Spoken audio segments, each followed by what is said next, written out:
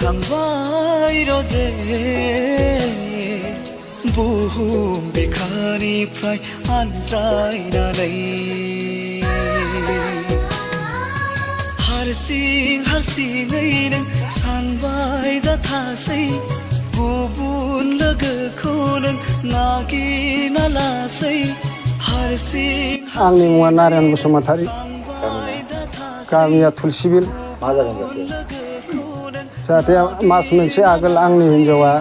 बिनानावनाव लेखा लायनो होननानै थांदोंमोन दासिमबो आं बुरायनानै फैफिनाखै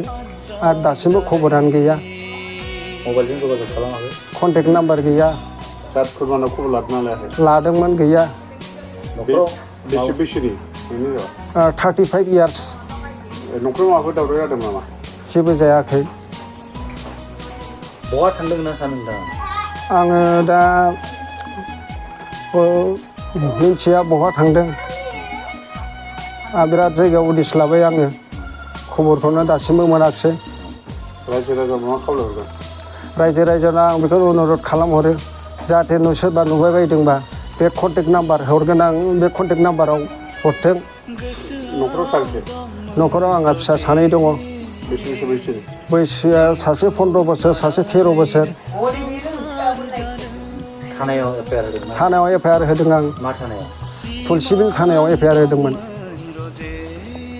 नोंनि हिन्जावखौ नों मा खावलायहरगोन आंनि हिन्जावखौ आं दासिमबो एक्सेप्ट खालामो जाहाथे आंनि न'खराव फैनानै संसारखौ जाफैफिनो